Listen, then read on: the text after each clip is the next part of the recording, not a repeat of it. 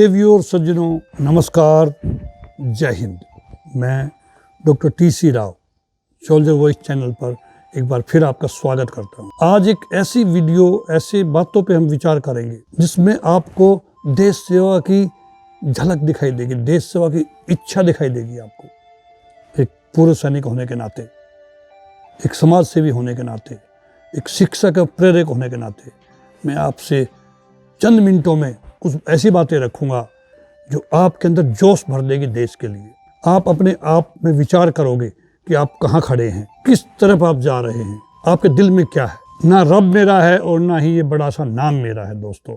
बस इतनी सी बात का गरूर है मुझे कि मैं भारत का हूँ और ये भारत मेरा है और ये भारत मेरा है। इन चंद लाइनों के साथ मैं आज के युवा क्या हैं उनके बारे में बताऊंगा। आज के युवा जनरली बोलते 4 बोतल वोडका काम मेरा रोज का, ये स्लोगन है, आपको सुनने को मिलेगा उन लोगों से। भारत का भविष्य तबाह कर रखा है ऐसे युवाओं ने, ऐसे कहने वाले युवाओं ने। हम ऐसे समाज में जीते जहाँ लड़की को लड़के से बात करता देखकर जो भाई हड़काते हैं वही भाई अपनी गर्लफ्रेंड के किस्से घर में हंस हंस कर सुनाते हैं। कैसा विडंबना है ये। महिला सुरक्षा के मामले में आज भी हम चौथे नंबर पे हैं इस दुनिया में दोस्तों। हम ऐसे समाज में जीते जहाँ पत्थर की मूर्ति को लगते 56 भोग और भूखे नंगे तड़पते सो जाते लाखों लोग। क्यों? अंधविश्वास। मजदूर को मजदूर समझिए, उसको मजबूर मत समझिए मेरे दोस्त। गरीब को काम दीजिए, दान नहीं। अगर देने के इच्छुक हो तो जीते जी अपना रक्तदान दीजिए और मरने के बाद अंगदान दीजिए, जो किसी को जीवन दे सके, मरते हुए को किसी को जिंदा रख सके। यही सच्ची देशभक्ति, यही सच्चा राष्ट्र प्रेम है दोस्तों। परंतु एक वैचारिक बीमारी हमारे समाज में मुझे नजर आती। बताया जाता है कि हम दुनिया का सबसे बड़ा लोकतंत्र है। भारत जहाँ हिंदू पैदा होते हैं, मुस्लिम, सिख और ईसाई भी पैदा होते हैं, लेकिन बदकिस्मती है कि यहाँ हिंदुस्तानी पैदा नहीं होते। हर लोग मजहब में बटे हुए हैं, समाज में बटे हुए, गरीबी अमीरी में बटे हुए हैं, मध्य वर्ग में बटे हुए हैं। मेरे विचारों में ना हिंदू की जरूरत है ना मुसलमान की जरूरत है दोस्तों। राष्ट्र निर्माण के लिए केवल अच्छे इंसान की जरूरत है। हम अच्छा इंसान बन जाएं, केवल अच्छे इंसान की जरूरत हमारे देश में। जरा सोच कर देखिए, ये पेड़ पौधे और शाखाएं भी परेशान हो जाएं अगर परिंदे भी हिंदू और मुसलमान में बट जाए। एक शैक्षिक बीमारी भी हमारे समाज में नजर आती है दोस्तों। मुझे बड़े आश्चर्य की बात है, जिस देश ने पूरी दुनिया को तक्षशिला और नालंदा जैसे विश्वविद्यालय दिए हैं, आज विश्व के 100 सर्वश्रेष्ठ विद्यालयों में हमारा एक भी विश्वविद्यालय का नाम नहीं है। क्यों हमने इंफ्रास्ट्रक्चर पर ध्यान नहीं दिया? क्यों हमने रिसर्च एंड डेवलपमेंट पे ध्यान नहीं दिया? क्यों हमने फैकल्टीज को तैयार क्यों नहीं किया? जहाँ एक और हमारे पास IIT, IIM और NIT जैसे शिक्षण संस्थान है, तो वहीं दूसरी ओर इस देश के गरीबों को बेरोजगार की मार में खड़ा करने के लिए उनके हाथ में सर्व शिक्षा अभियान का झुंझुना पकड़ा देते हैं हम। और मैं बता दूं, शैक्षणिक बीमारी का केवल एक कारण है, वो ये है कि हमारे देश की शिक्षा नीति 2 तरह के लोगों के लिए बनती है। पहले वो जो विद्वान है और दूसरे वो जो धनवान है। शिक्षा नीति जो 2021 में लागू हुई है, शायद वो इन दोनों वर्गों के लिए नहीं बल्कि एक आम आदमी के लिए साबित होगी। इसी तरह की कई गजब की बीमारियां हैं और जो इन बीमारियों की जड़ है ना, वो हमारा अंधविश्वास है दोस्तों। और मेरे विचार में जब तक इस देश का युवा सफलता के लिए मंदिरों में जाकर नारियल फोड़ फोड़ कर भगवान को रिश्वत लगाता रहेगा, हमारे समाज का शिक्षित वर्ग बिल्ली के रास्ते काटने पे खड़ा होता रहेगा, अपने धर्म को, जाति को ऊंचा मानकर दूसरे के धर्म की अवहेलना करता रहेगा, तब तक ना इस देश से अंधविश्वास खत्म होगा और ना ही हमारा राष्ट्र निर्माण संभव होगा। हमारी संस्कृति, हमारी सभ्यता को दुनिया ने शीश नवाया है हमारी संस्कृति के सामने। बहुत पुरानी सभ्यता है हमारी, तो क्यों आस्था के नाम पर अंधविश्वास फैलाया जा रहा है? मेरे विचारों में हमारा राष्ट्र निर्माण तब संभव होगा जब इस देश में महिलाओं की पूजा नहीं, उनकी इज्जत की जाएगी। राष्ट्र निर्माण दोस्तों तब संभव होगा जब जाति का आरक्षण नहीं, सामाजिक सशक्तिकरण पर बात करेंगे। राष्ट्र निर्माण तब संभव होगा हमारे देश में जब स्वस्थ अभियान में केवल सरकार नहीं बल्कि सड़क पर चलने वाला हर एक नागरिक हाथ बटाएगा, स्वच्छ भारत, स्वस्थ भारत को दिल से अपनाएगा। असल मायने में हमारा राष्ट्र निर्माण तब संभव होगा दोस्तों जब एक गरीब बच्चा मध्याह्न भोजन के लिए नहीं, ज्ञान लेने के लिए सरकारी स्कूल के चौखट पर कदम रखेगा। आज मिड डे मील के लिए बच्चों को स्कूल भेज दिया जाता है। पढ़ाई करो चाहे ना करो, कोई मतलब नहीं है, कोई सरोकार नहीं हमारे माता पिताओं को।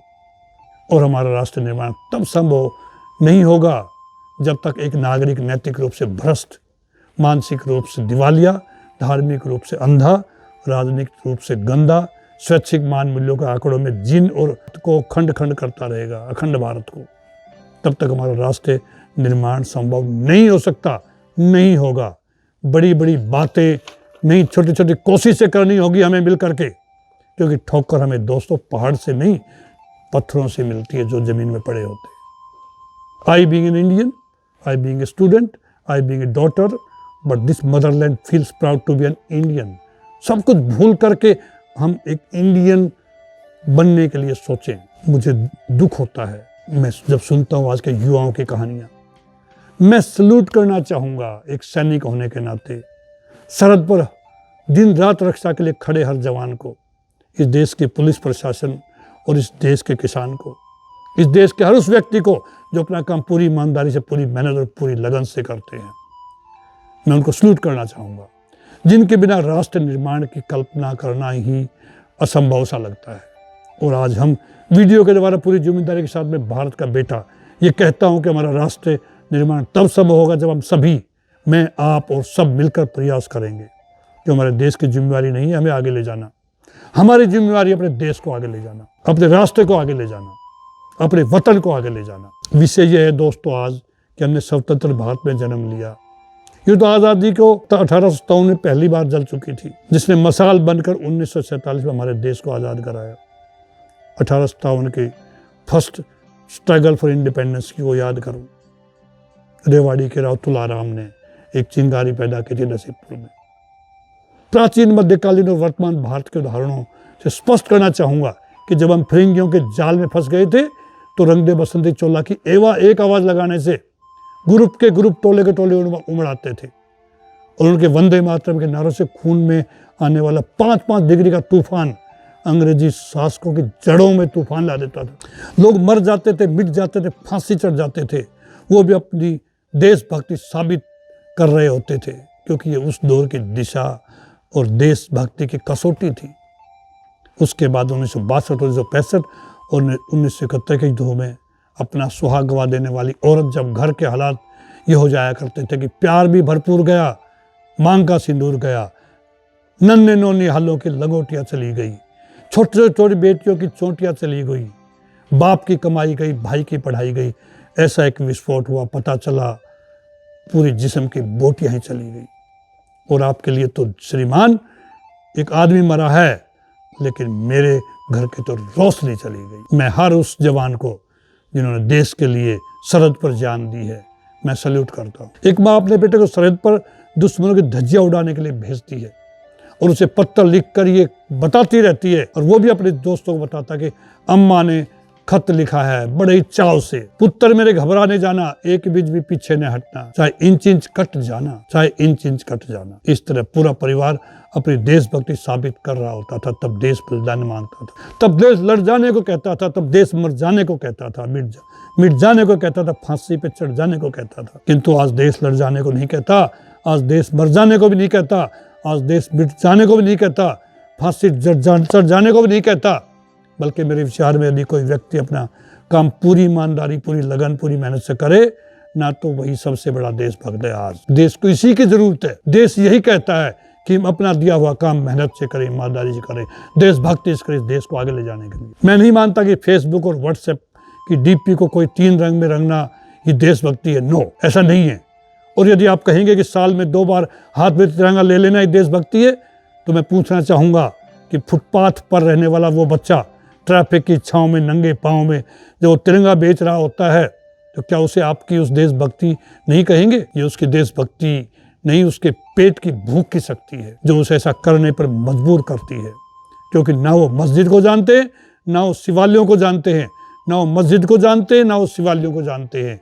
जो पेट के भूखे होते हैं, ना वो सिर्फ भोजन के निवालों को जानते हैं। अपने परिवार, अपने समाज, अपने देश के लिए समर्पण भाव है देशभक्ति दोस्तों। और हर देशद्रोही के जीवन में आने वाला तूफान हमारी सच्ची देशभक्ति, ताकि हर देशद्रोही ये समझ सके, अगर तू परिंदा है तो आसमान तेरा है, अगर तू दरिंदा है तो ये शमशान तेरा है। भाईचारा से रहना है तो रह, इस धरती पर, वरना ये कब्र भी तेरी है और ये कब्रिस्तान भी तेरा। ये मैसेज हमने देना है उनको जो देशभक्त नहीं है, और ये कब्रिस्तान भी उसी का है। एक दोस्तद्रोही से ज़्यादा देशभक्ति जब ज़्यादा आहत होती है, जब एक बेटा अपने बूढ़े माँ बाप को वृद्धाश्रम की चौखट पर छोड़ के आ जाता है। करा उठती है जब वो देशभक्ति, जब मुसीबत में फंसे लोगों की जान बचाने से ज़्यादा हम सेल्फी लेकर के लाइक बढ़ाने में लगे रहते हैं। क्या है उस देशभक्ति का फायदा? आज के इस दौर में वो युवा जिनके ऊपर जिम्मेदारी थी अपने देश और अपने समाज, अपने राष्ट्र की आशाओं को बांधे रखना। मेरा हिंदुस्तान महान था, महान है, महान रहेगा। होगा हौसला सबके दिलों में बुलंद, तो एक दिन पाकिस्तान भी जय हिंद कहेगा। पाकिस्तान क्यों, सारा जहान ये जय हिंद कहेगा, क्योंकि सारे जहां से अच्छा हिंदुस्तान हमारा, सारे जहां से अच्छा हिंदुस्तान हमारा। हम बुलबुलें हैं इसकी, ये गुलिस्तान हमारा, ये गुलिस्तान हमारा। दोस्तों, इसी के साथ अंतिम में मैं कहते हुए जय हिंद, वंदे मातरम।